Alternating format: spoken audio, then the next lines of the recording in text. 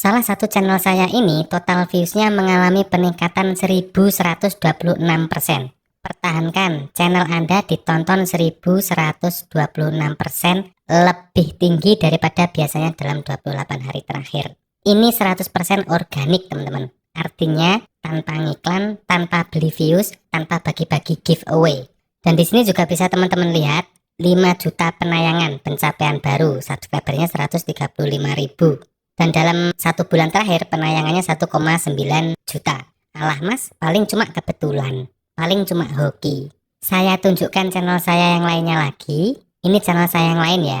Viewsnya juga lumayan meskipun subscribernya masih sedikit. Pencapaian baru 1 juta penayangan, dan dalam 28 hari terakhir viewsnya, penayangannya itu mencapai 714.000. Mungkin beberapa dari teman-teman ada yang berpikir, paling pakai strategi rahasia tuh, paling pakai trik-trik jalan pintas tuh. Nggak ada rahasia apapun di sini teman-teman. Kuncinya ada pada konsep dan skrip. Nggak ada rahasia apa-apa.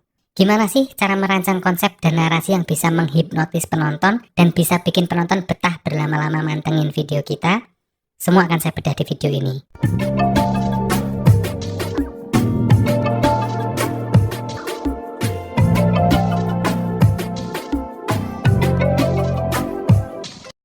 Halo teman-teman semuanya, kembali lagi di channel Solusi Kreator. Channel yang secara khusus membahas tentang ide konten, tips dan trik seputar YouTube. Bagi teman-teman yang channelnya semakin berkembang dan sudah monetize dari mempraktekkan video-video di channel ini, saya ucapkan selamat. Dan bagi teman-teman yang masih baru, semoga bisa segera menyusul. Jangan lupa subscribe dan nyalakan loncengnya agar tidak ketinggalan ide-ide baru, tips dan update informasi penting selanjutnya.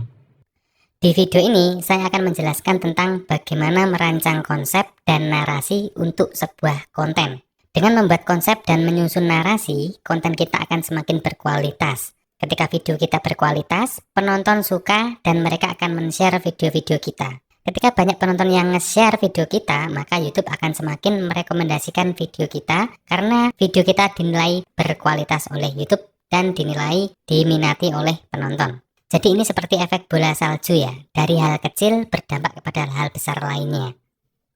Secara sederhana, konsep adalah rancangan atau rencana, sedangkan skrip adalah cerita yang runut.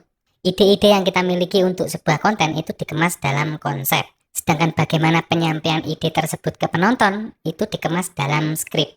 Konsep itu isinya, sedangkan skrip adalah alat untuk mendeliver atau menyampaikan isi pesan ke pemirsa. Jadi setiap membuat konten, teman-teman wajib merancang konsep dan skrip terlebih dahulu agar videonya itu lebih menarik dan berkualitas. Percayalah, dengan memberikan video yang menarik dan berkualitas, kita tidak perlu mengemis subscribe dan tidak perlu menyogok penonton dengan giveaway. Oke, langsung saja kita bahas satu persatu supaya lebih detail lagi. Kita bahas tentang konsep dulu ya. Ada 3 komponen penting dalam konsep, yaitu tujuan, value, dan media. Purpose atau tujuan konten. Jadi tujuan sebuah konten itu bermacam-macam teman-teman ya. Sebuah konten itu memiliki tujuan yang berbeda-beda tergantung dari kita. Tujuan kita membuat konten itu untuk apa?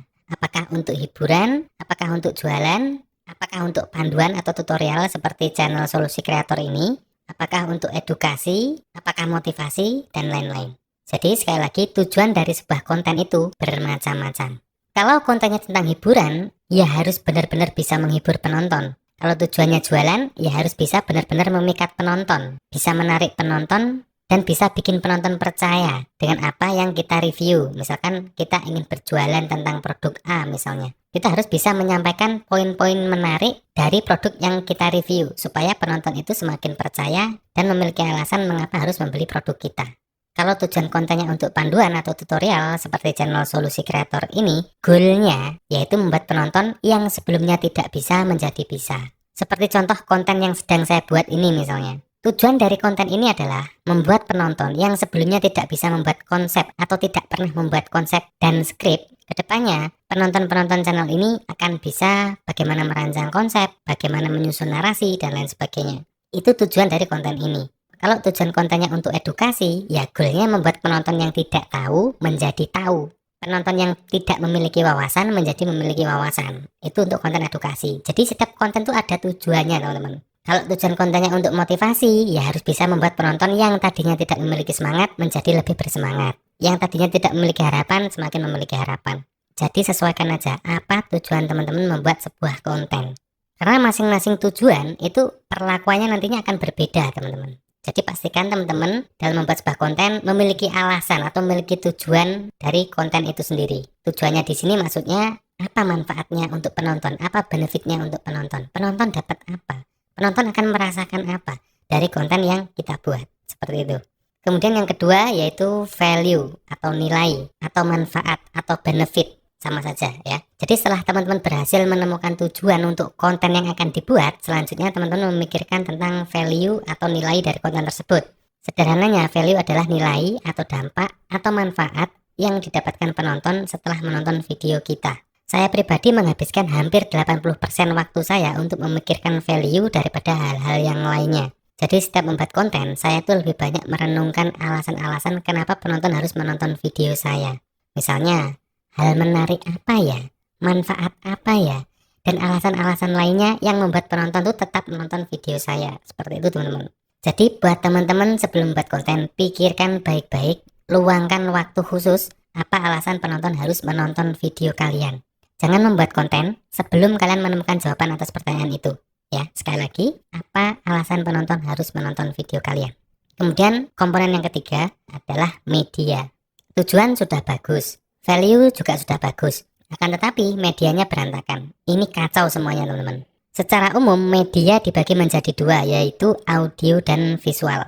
Dalam konten jenis apapun, audio atau suara haruslah jelas dan jernih. Sangat sering saya mendapati sebuah video yang ide dan konsepnya tuh udah bagus. Akan tetapi audionya kurang jelas, suaranya sangat kecil. Ya nggak sampai lama saya tutup videonya. Karena ya nggak nyaman gitu ya. Begitupun dengan visual atau gambar yang ditampilkan. Itu harus jernih, jelas, dan membuat mata nyaman. Bisa dipahami ya teman-teman ya. Seperti contohnya ketika teman-teman menonton video ini. Audionya itu sangat jelas, kemudian tampilan visualnya juga sangat jelas. Tulisannya juga nggak terlalu kecil, bisa dibaca, bisa didengarkan dengan sangat baik. Standarnya seperti itu untuk media. Jadi sekali lagi saya ulang, untuk komponen konsep itu ada 3. Yang pertama tujuan atau purpose, yang kedua yaitu value atau manfaat, kemudian yang ketiga yaitu media. Jadi ketiganya harus tercakup dalam sebuah konten. Bisa dipahami ya teman-teman. Nanti apabila ada yang tidak paham terkait dengan materi tentang konsep ini, teman-teman bisa tanyakan di kolom komentar. Oke, selanjutnya kita bahas tentang skrip. Sederhananya, skrip adalah teks atau bahasa yang runut.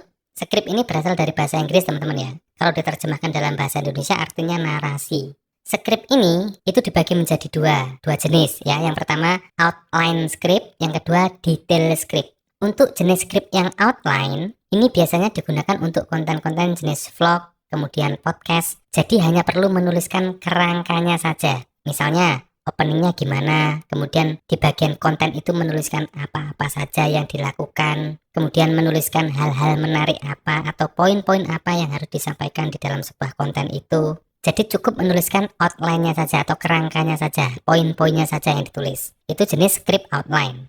Sedangkan untuk jenis detail script, narasi detail, ini biasanya digunakan untuk konten-konten yang membutuhkan narasi seperti alur film, review produk, kemudian konten-konten motivasi, itu perlu menuliskan skrip secara detail. Jadi narasinya itu harus detail. Apa yang ada di teks harus sama dengan apa yang disampaikan secara lisan. Itu yang detail script. Tinggal disesuaikan saja teman-teman. Misalkan konten teman-teman tentang tutorial memasak. Nah itu saya rasa tidak perlu menggunakan detail script. Cukup menggunakan outline saja. Jadi sebagai contoh, misal konten teman-teman itu tentang memasak, teman-teman bisa menuliskan saja poin-poinnya. Yang pertama pembukaan, apa yang harus disampaikan. Kemudian di bagian isi konten itu apa saja yang harus disampaikan. Misalnya bahan-bahan, kemudian langkah demi langkah cara memasaknya. Itu ada di bagian inti, kemudian penutupan.